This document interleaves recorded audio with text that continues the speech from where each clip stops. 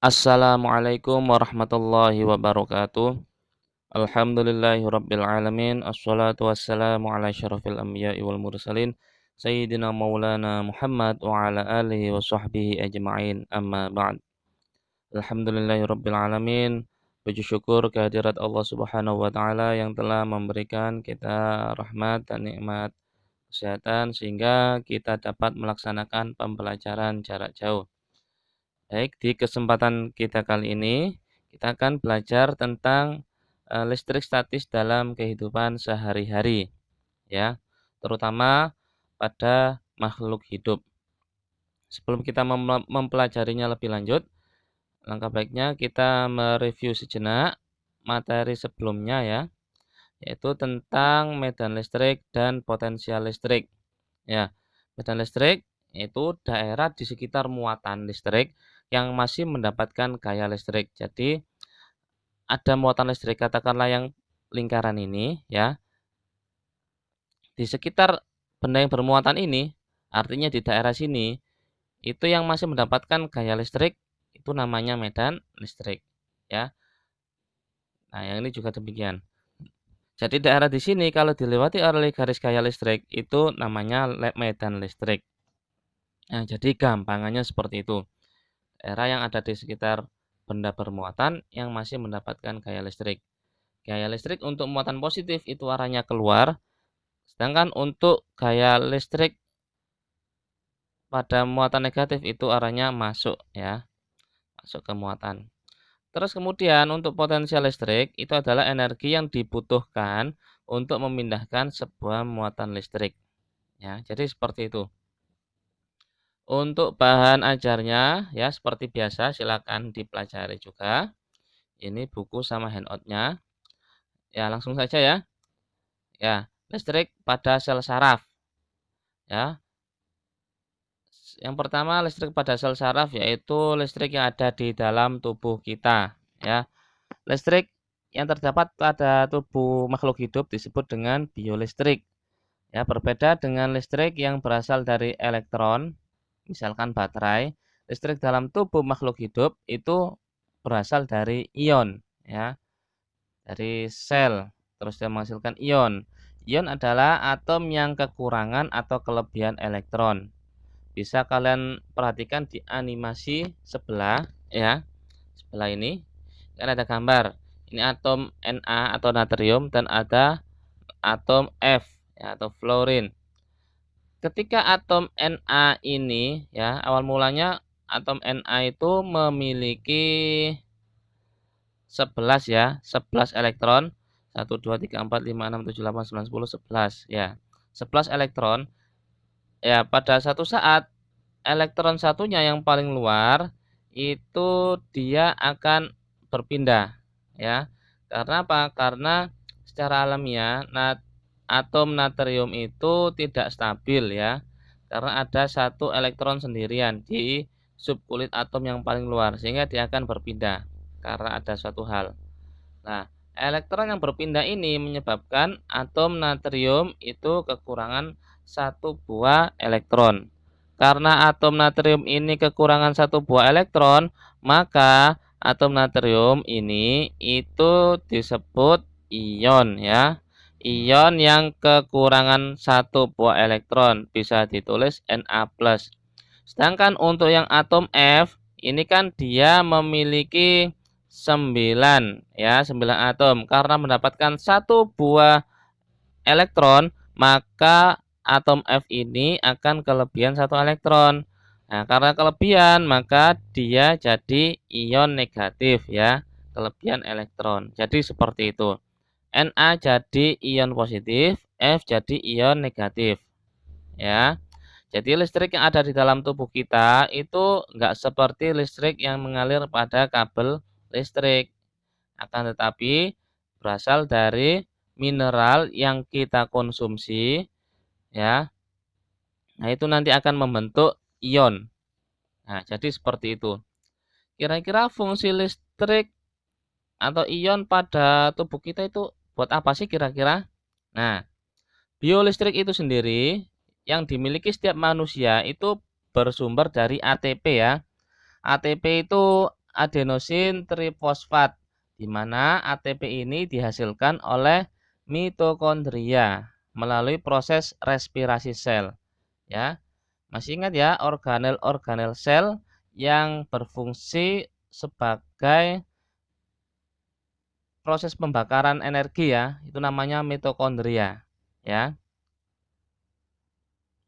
Nah, pembakaran energi itu dilakukan pada saat respirasi atau pernapasan sel.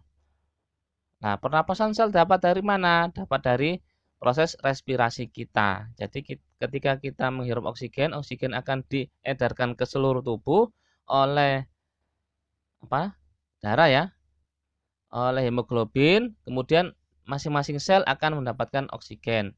Nah, oksigennya itu dipakai untuk proses pembakaran energi, akan menghasilkan ATP ya. Sel-sel itu mampu menghasilkan potensial listrik yang merupakan lapisan muatan positif pada permukaan luar dan lapisan muatan negatif pada permukaan dalam bidang batas atau membran. Jadi ini adalah gambar akson ya. Jadi ini sel saraf, baik yang atas maupun bawah ini sel saraf ya. Ini sel saraf.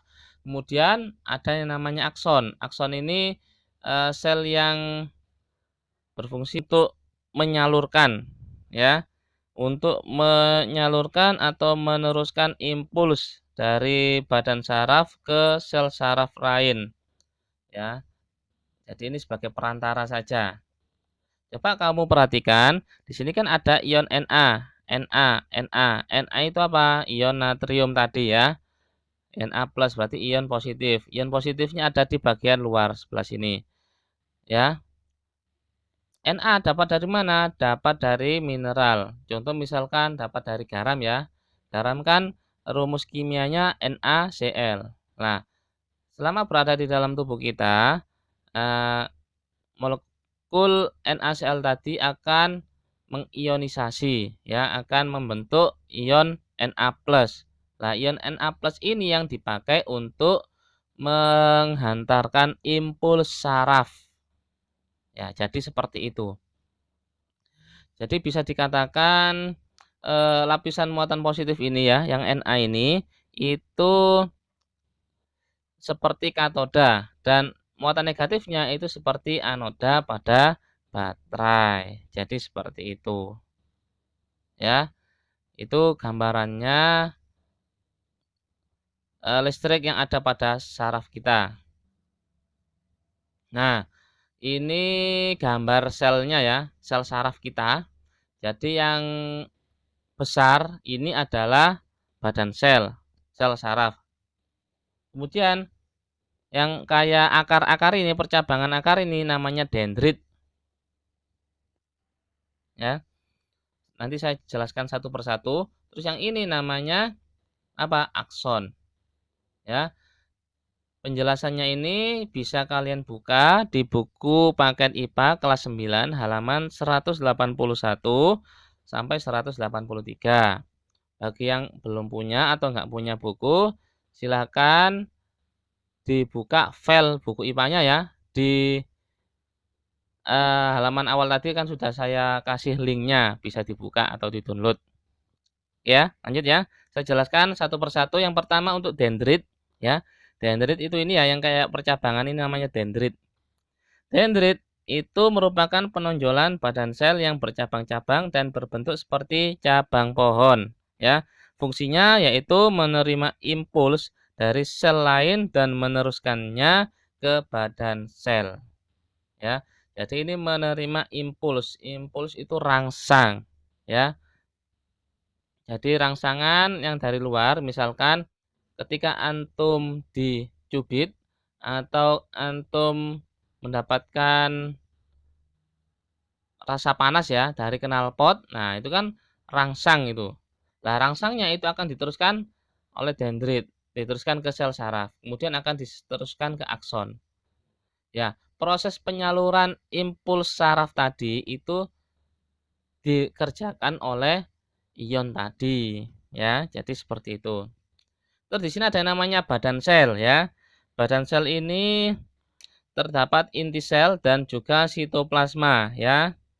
Sitoplasma yang ada di kelilingnya inti sel.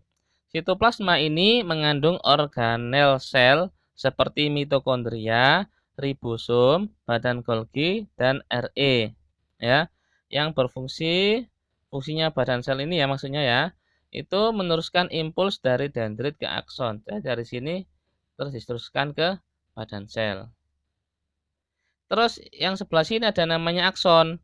Akson itu dari sini ya, dari perbatasan badan sel sini sampai sinapsis. Ini namanya akson, ya. Akson itu penonjolan badan sel ya yang berbentuk panjang dan silindris, ya, silinder. Setiap satu sel saraf hanya memiliki satu akson. Ujung akhir akson disebut terminal akson. Terminal akson itu di sini ya, ujungnya akson maksudnya. Ya, ujungnya ini memiliki beberapa percabangan dan berbonggol. Pada bonggol inilah akan dilepaskan neurotransmitter dan disebut sebagai bonggol sinapsis. Nah, jadi seperti itu. Fungsinya ya meneruskan impuls ya dari badan sel ke sinapsis gitu aja. Ya. Terus di akson ini ada yang namanya sel Schwann. Ya, sel Schwann itu seperti ini dan sel Schwann ini dilapisi oleh namanya selubung mielin. Selubung mielin itu merupakan lapisan lemak ya yang dihasilkan oleh sel Schwann. Lapisan lemak mielin sulit ditembus oleh ion-ion yang keluar dan masuk membran sel saraf pada bagian akson. Ya, fungsinya ya untuk mempercepat aja, mempercepat impuls agar sampai ke sinapsis. Ya, jadi mempercepat agar terjadi loncatan-loncatan muatan listrik ya atau ion. Nah, jadi seperti itu. Listriknya seberapa? Listriknya ya yang jelas sangat kecil, nggak bisa menyengat makhluk hidup yang lain. Ya, itu kelistrikan pada sel saraf manusia. Ya, jadi seperti itu. Terus satu sel saraf ini ya, satu neuron ini itu saling terhubung satu sama lain. Ya, ini cuma contoh satu saja ya. Di ujung sinapsis ini juga akan nyambung sama neuron yang lain. Jadi seperti itu.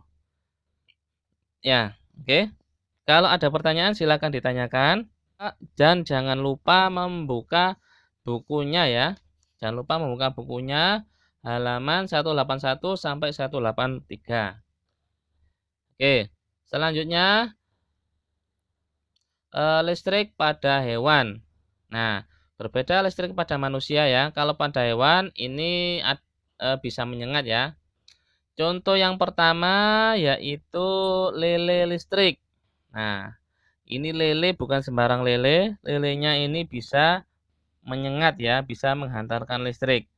Lele ini berasal dari perairan tropis di Afrika ya, dan memiliki kemampuan untuk menghasilkan listrik sebesar 350 volt. Jadi maksimal lele ini bisa menghasilkan listrik 350 volt. Ya. Kok bisa dia menghasilkan listrik? Karena di dalam tubuhnya terdapat sel-sel yang bisa menghasilkan listrik dan selnya itu tersusun secara seri. Sehingga akan melipat gandakan potensial listriknya ya, menghasilkan arus yang besar sekali. Jadi seperti itu. Selanjutnya ada yang namanya belut listrik. Nah, kalau belut listrik ya ini dari Amerika Selatan ya. Ini berdasarkan penelitian ini bisa menghasilkan kurang lebih 1 ampere ya. Karena apa? Karena di dalam tubuhnya itu mengandung kurang lebih 5.000 buah sel listrik ya yang tersusun seri. Ya. Sehingga menghasilkan 1 ampere arus listrik. 1 ampere arus listrik itu ya kurang lebih listrik yang ada di rumah kita. Ya lumayan kalau tersengat itu ya bisa menyebabkan pingsan atau bahkan bisa menyebabkan kematian ya pada manusia. Oke. Selanjutnya yang nomor 3 ada yang namanya ekidna ya. Nah, hewan ekidna ini hampir mirip seperti landak ya. Ini hewan khas fauna Australia ya. tersebar di benua Australia dan juga di Pulau Papua. Nah, di Papua juga ada Echidna seperti ini. Ini memiliki moncong memanjang yang berfungsi sebagai pengirim sinyal-sinyal listrik untuk menemukan makanan ya, yaitu serangga. Ya. Terus kemudian elektroreseptor Echidna ini akan terus dibasahi ya, agar lebih mudah untuk mengantarkan listrik. Ya. Jadi dibasahi terus agar mudah mengantarkan listrik. Jadi makhluk-makhluk hidup ya yang bisa menghasilkan listrik itu pada umumnya sebagian besar itu hidup di daerah perairan ya. Jadi nggak usah heran kalau makhluk hidup yang bisa menyengat ini umumnya sebagian besar itu hidup di perairan ya. Oke, berikutnya untuk yang nomor 4 itu ada hiu. Nah, hiu kepala martil. Ini kepalanya kayak martil ya. Nah, hiu kepala martil ini memiliki ratusan ribu elektroreseptor atau sel penerima rangsang listrik ya. Hiu ini mampu menerima sinyal listrik hingga 0,5 miliar volt. Hingga ya. Jadi maksimal itu 0,5 miliar volt. Berarti berapa ya? 500 juta volt. Oh, banyak sekali nih. Jadi listrik ini itu dipakai untuk mendeteksi ya sinyal listrik, mengetahui letak mangsa yang ada di bawah pasir, terus juga dipakai untuk menghindari predator ya yang memangsa hiu martil itu. Oke, yang berikutnya yang nomor 5 ada yang namanya ikan belalai gajah. Ya, kenapa dinamakan belalai gajah? Karena ini ada moncongnya yang panjang seperti belalai gajah ya. Ikan ini berasal dari Afrika Barat dan Afrika Tengah. Ya, ikan ini dilengkapi dengan organ khusus yang disusun oleh ribuan sel elektroplag pada bagian ekor, ya, mampu menghasilkan listrik statis bertegangan tinggi di bagian ekor ini ya. Terus kemudian sel elektroplagnya ini menghasilkan muatan negatif pada bagian dalam dan muatan positif pada bagian luar saat ikan ini dalam keadaan istirahat. Ya, arusnya akan muncul secara otomatis ya saat otot ikan berkontraksi. Jadi saat otot ikannya itu tegang, itu akan muncul arus listrik yang dipakai untuk menyengat mangsanya dan untuk menyengat predator. Ya, jadi seperti itu. Yang berikutnya, yang nomor 6 ya, ada ikan pari. Ikan pari listrik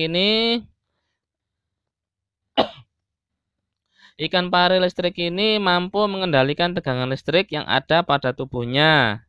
Bisa menghasilkan listrik hingga 220 volt. Wah, seperti tegangan listrik yang ada di rumah kita ya. Mampu artinya maksimal menghasilkan listrik kurang lebih 220 volt. Jadi seperti itu. Artinya maksimal, bukan semua ikan pari menghasilkan sebesar itu ya. Oke, yang berikutnya yang nomor 7 ada yang namanya platypus. Ya, kalau platypus, nah ini hewan khas Australia yang ada di Australia dan juga ada di Pulau Papua. Moncongnya ini itu seperti bebek ya, paruhnya. Ini merupakan mamalia yang bertelur, sama seperti echidna tadi. Echidna juga mamalia bertelur. Untuk platypus ini sel listrik yang dihasilkan itu terdapat di moncongnya ya. Di moncongnya ini yang kayak bebek ini itu menghasilkan listrik untuk mendeteksi makanan ya dan juga untuk menghindari predator. Selain itu untuk platypus ini itu juga dibekali dengan cakar-cakar ya dan atau duri yang beracun. Jadi hati-hati kalau dicakar. Oke, itu hewan-hewan yang bisa menghasilkan listrik statis ya.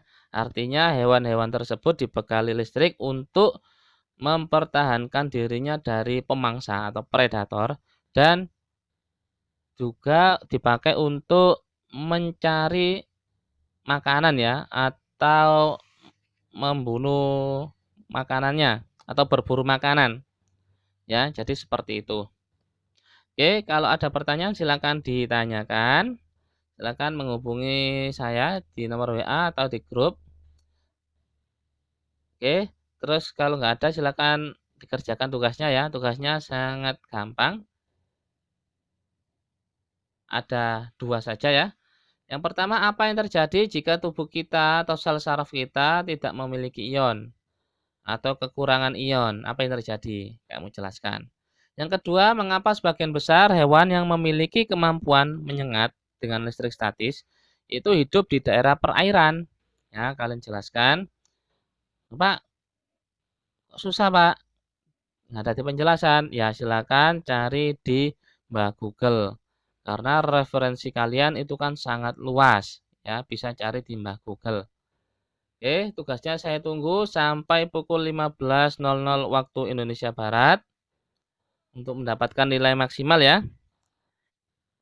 Ya, semoga apa yang kita pelajari di hari ini jadi ilmu yang bermanfaat, menjadi ilmu yang barokah. Akhiran wabillahi taufik walhidayah. Wassalamualaikum warahmatullahi wabarakatuh.